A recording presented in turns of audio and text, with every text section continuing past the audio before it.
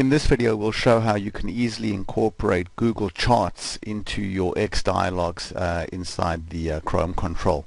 So you can see here we have a simple xDialog that is hosting the Chrome control, and we can now basically click these various buttons to see charts rendered using the Google Chart API. So there's a bar chart. You can see that as I move my mouse over the different elements in the chart we get bubble help.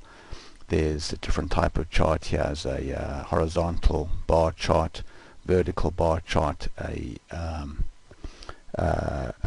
organization chart, another a line chart, a trend chart, basically a timeline chart, a timeline chart using different style, and then finally a mixed chart basically over here showing a bar chart and a line chart. So this was all done very easily using code that was copied from the Google API documentation. So let's go take a look at how this was done.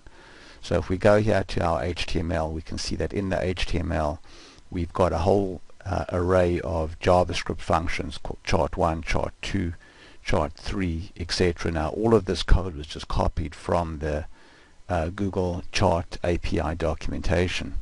So then we get to the end of the Google JavaScript section, and you can see that in the HTML we have a div that has a size of 800 by 400 pixels, and we've put a border around it, and then just some text that says chart goes here. So this is the div over there that is displayed, and then underneath that div we've got a whole bunch of buttons that are each going to invoke a JavaScript function. So the first button we'll call chart 1, and chart 1 is this code over here that was copied from the Google API documentation. So I'm not going to explain the actual JavaScript inside this function, because you can read this up in the Google API documentation. But let's get back to the parts that are relevant to this xDialog. So you can see that the xDialog itself, this HTML, is being processed inside this A5 HTML page prepare function, and this function basically adds in all of the necessary libraries to our input HTML, and you can see that we specified here that we'd like the Mo Blue style sheet to be loaded. So, and then we've used style.button here to give those buttons a nice looking style. But here's the really important part here. The last parameter of this page prepare function says that we'd like to load the Google JS API, which is the Google library that does charting. So by just simply saying .t over here, we've generated all of the necessary links to the Google Chart API in this HTML. So here we go, and actually we don't need that line over there, so let's close that.